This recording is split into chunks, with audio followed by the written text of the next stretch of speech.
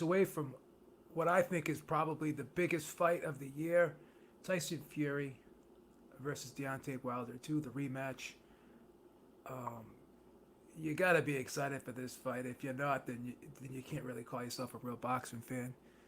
I love the way this fight's being promoted right now. Tyson Fury, um, just as Deontay Wilder is, they're being promoted very well. They're on a lot of these talk shows, ESPN, Fox talk shows, sports talk shows, and I think that this fight is going to do well. I think it's going to get a decent amount of pay-per-view buys. It could close in on 1 million. We'll see. But let's talk about the fight itself. Now, the first fight, I picked Tyson Fury to win the fight, and I did think he won the fight despite the two knockdowns. I only gave Deontay Wilder 3 rounds in that fight. The 2 rounds that he knocked Tyson Fury down, and one other round. Now, the problem with the first fight was I don't think it was scored correctly. Um, I just didn't think Deontay Wilder did a lot outside of the knockdown rounds and one other round. Um, I left my head I left with my head scratching at the end of that fight. I just thought it was crazy, crazy, crazy how that fight was scored a draw. And one judge had Deontay Wilder winning. I just couldn't believe it. I was shocked. But going into that fight, a lot of people were concerned about Tyson Fury, the layoff, how he lost a lot of weight too fast, whether or not he'd be in shape, whether or not that took a toll on his body. But now I think he's gotten acclimated to the weight. Um, you know, Deontay Wilder fought Dominic Brazil and he fought Luis Ortiz in the interim of that. And Tyson Fury kind of took an easier route and fought Wallen. And who was the other guy he fought? I can't even remember.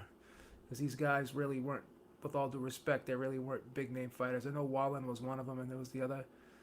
I think there was a German guy before that. I forget his name. But with that being said, I don't think that was the best version of Tyson Fury. And you could say that that may not have been the best version of Deontay Wilder. I guess he said he hurt his hand before the fight, had some issues, but he also had some issues before the first Luis Ortiz fight where he had I think he had a bad cold or whatever. But whatever the case may be, no one's ever 100% going into the fight, and I think Tyson Fury was more at a disadvantage coming off the layoff. Even though he had a couple tune-ups, I don't think those tune-ups prepared him or were enough to prepare him for the likes of Deontay Wilder. But with all that being said, I still picked Fury because I said even a 70% version of Fury would outbox Deontay Wilder, and I thought he did. Now, in the first fight, Fury used a lot of space, boxed from the outside, used a lot of feints, a lot of head movement, and showed great defense. And, he was doing very well counterpunching as well. Tom Schwartz, that's correct. Thank you so much. That was the other guy. So he did a lot of good, feinting, making Deontay Wilder have to, second guess himself. Deontay Wilder was loading up, but Deontay Wilder loads up in a lot of his fights. In both Luis Ortiz fights, he was behind. He lost every round in the Luis Ortiz fight before he was able to drop the big right hand and put him out. So the question is, if this fight goes the distance, will Tyson Fury, if he does outbox Deontay Wilder, get a fair shake on the scorecards? Well, in the first fight, Deontay Wilder was the house fighter. No question about it. But now this is a co-promotion. Tyson Fury has ESPN behind him, and ESPN is a big part of this broadcast. And Tyson Fury has really become popular now in the United States, especially with the WWE appearance that really helped catapult him into the mainstream in the United States. Like I said, a lot of those appearances he had on the ESPN show. I think he's been on The Zone as well. I think he's been on Fox as well. So he's really putting himself out there and making himself available to the American public and the American media outlets. He was on The Breakfast Club. He was on Joe Rogan. So I don't think that you could really say Deontay Wilder will be the A side. I thought Deontay Wilder was kind of the A side in the first fight. I think there really isn't going to be an A side here, and I think that the scoring should be on the up and up, in my opinion, for this fight. Because again, Tyson Fury has really become popular, and he has ESPN behind him as well. So I think the scorecards will be fair. So like I said, the first fight, Tyson Fury used a lot, a lot of range, boxed from the outside very well, kept feinting Deontay Wilder, counterpunched Deontay Wilder, and actually threw some good, 1-2s and lead right hands in that fight. Now, the big thing here is Tyson Fury says he's going to go in there and try to knock Deontay Wilder out. He says he's going to knock him out in 2 rounds. I think that's a lot of hyperbole. I think that's just Tyson Fury being Tyson Fury, trying to get in Deontay Wilder's head and, just trying to hype up the fight a little bit and play some mind games. What I do think is going to happen here is I think the style will be different for this fight. I think the game plan will be different for this fight. I have a good inkling here. I think I think I pretty much know. I'm pretty confident that I know how this game, the game plan of Tyson Fury is going to be for this fight. Said he's going to be about 270 for this fight. I think he was around that for the first fight, if I'm not mistaken. But I think he's going to come in at 270. He's going to come in, pretty decent size for this fight, because what I think he's going to do in this fight, in my opinion, is I think he's going to try and smother that right hand of Deontay Wilder. I think he's going to fight a good portion of this fight on the inside. I think he's going to have his head in Deontay Wilder's chest a little bit. He's going to put his head on Deontay Wilder's right shoulder, try to smother that right hand, take that right hand away. And while he is on the inside, I think he's going to go up and underneath and dig those body shots, come up with some short uppercuts on the inside and some short hooks and, some looping short right hands on the inside. I think he's going to try and wear Deontay Wilder out on the inside, lean on him, put his 270-pound frame on Deontay Wilder, who's probably going to be no more than 220 in this fight, maybe 225 tops. So he's going to be giving a significant amount of weight away, about 45 to 50 pounds in this fight. He's going to be giving up a lot of weight. And when you got a big guy like Tyson Fury leaning on you on the inside and, touching you up to the body and smothering that right hand, I think that's going to be a big portion of the game plan for Tyson Fury.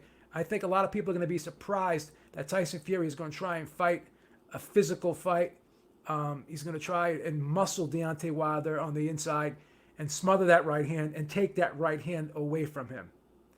And as the fight wears on and he starts wearing Deontay Wilder out, then he may slide out a little bit and try to throw that, the mid-range right hand to try to get some respect from Deontay Wilder and possibly, maybe knock him down. I wouldn't be surprised if Deontay Wilder gets knocked down in this fight, to be perfectly honest with you. I'm not saying he's going to get knocked out. I don't believe he's going to get knocked out. But I could see him getting knocked down in this fight. I really can. I could see him getting knocked down because, Tyson Fury could lay that body on him, could dig those body shots on the inside, could, work pretty hard on the inside and grind it out on the inside with Deontay Wilder. And take a lot of the wind out of Deontay Wilder's sails. So that's how I see the game plan for this fight. I don't think it's going to be the same game plan. I think that, Tyson Fury is coming in at 270 for a reason, because he wants to use that weight and he wants to really lean on Deontay Wilder and really try to wear him down with his size. And Deontay Wilder needs that space to really, really get that right hand off and turn it over perfectly and catch guys at the end of it. That's how he stops guys. Now, you could say, well, Beeb, what about in the Luis Ortiz fight when he threw that short uppercut in the first fight and knocked Luis Ortiz down? Yeah, but Luis Ortiz got up from that uppercut, but he didn't get up he really couldn't recover from the right hand. So if you're going to gamble on the uppercut or the right or the straight right from with distance, you gamble on the uppercut. But it's going to be hard to land that uppercut against Tyson Fury because, as I said, Tyson Fury is going to have that head and his shoulder right on top of Deontay Wilder's right shoulder, so he's going to have a hard time getting that uppercut off against Tyson Fury, because I think Tyson Fury is going to really, really smother that right hand. I really do. So I think that's going to be a key strategy in this fight for Tyson Fury. It's a key strategy. And Tyson Fury does have some pop to his punches, you know. Deontay Wilder made a statement saying that, you know, that's the best Fury. Fury can't do anything else. Well, we've seen Fury fight in a lot of different ways. We've seen him box, fight a stick and move, a finesse type fight from the outside against Vladimir Klitschko. We've seen him do that in the first Deontay Wilder fight. But we've also seen him grind it out, like with the Derek Chisora. He got inside with Derek Chisora, and he wore Derek Chisora down. He grinded it out with Derek Chisora on the inside. You know, and in the Steve Cunningham fight, obviously Steve Cunningham was a lot smaller than him, but he muscled Steve Cunningham and fought pretty well on the inside. Tyson Fury reminds me a little bit of Riddick Bowe, how even though he's big, tall, and long and lanky, he could still fight pretty well on the inside. Deontay Wilder is really not an inside fighter at all. Tyson Fury has a lot more versatility, has a more wide array of skills. When you compare that to Deontay Wilder. So, you know, I disagree with Deontay Wilder, because I've seen Tyson Fury do a lot of different things in the ring, where Deontay Wilder's pretty much the same every fight. Now, again, it doesn't matter he's the same every fight, because if it ain't broke, don't fix it. But the question is, you know, you have to look at that Luis Ortiz fight. He was losing every round, and if he doesn't knock Luis Ortiz out, it's a good chance he loses that fight on the scorecards. Now, you have to ask yourself, what can Deontay Wilder get a decision against Tyson Fury? Is he going to be able to outbox Tyson Fury? If he can't outbox Luis Ortiz, who I don't think is as skilled as Tyson Fury, and definitely Luis Ortiz is exiting his prime. He's not, in his prime like Tyson Fury. If he is losing every round to Luis Ortiz, is it hard to envision him losing every round to Tyson Fury and needing a knockout to bail him out, which he almost got in the 12th round in the other fight? So, you know, I just think that Tyson Fury is going to really trick everybody in this fight, and he's going to really fight a real rough and rugged inside fight for a great portion of this fight. I'm not saying he's not going to, go on the outside at all in this fight, but I think you'll see a great portion of this fight. He'll be camping out deep inside the pocket, putting his head on Deontay Wilder's right shoulder and his chest, and really try to smother that right hand and disrupt Deontay Wilder, lean on him, make him really feel uncomfortable. And I see Tyson Fury grinding out a 12-round unanimous decision in this fight. I see him getting it. I see him. Well, it may not even be unanimous, because again, you never know what these judges are gonna do. But I see him winning a decision in this fight. I see him getting a nod on the scorecards this time around. Because I said, he's in a different place right now, status-wise, in the United States. I think he's come a long way. I think he's made a great name for himself. I think he's done a good job with the WWE. I think he's done a good job with being on ESPN and making himself known on a lot of those shows on ESPN. He's been on DAZN, been on Fox.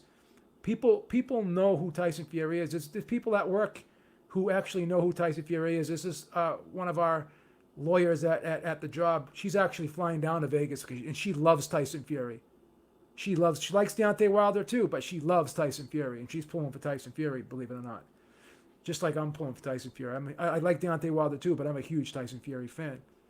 So I think Tyson Fury is going to grind out a hard-fought decision in this fight. It may not even be unanimous, but I think he's going to get the nod this time on the scorecards.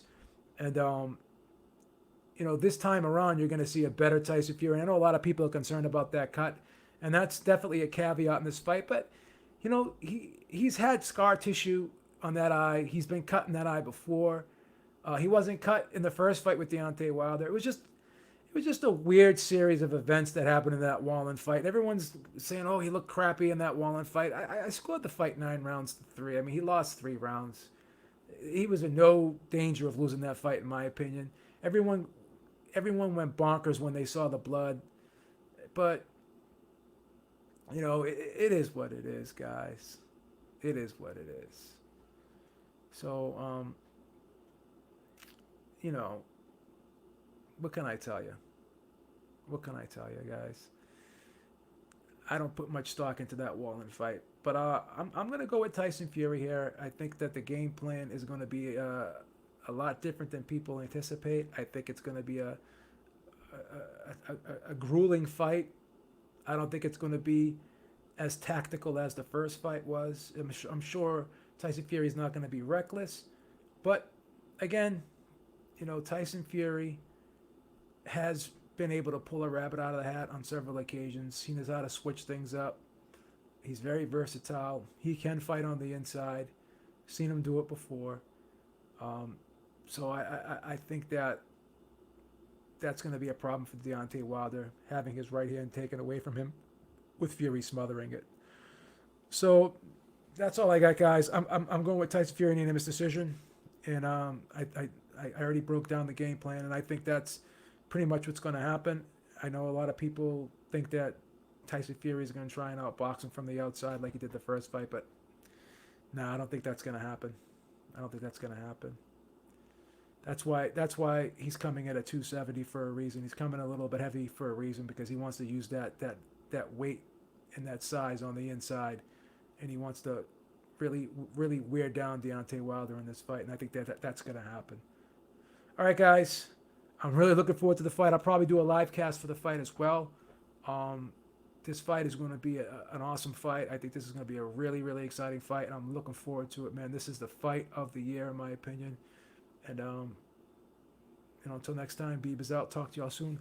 Have a great day, guys. I hope you guys tune into the fight and tune into the live cast when I do the live cast in a couple weeks. Peace out, guys.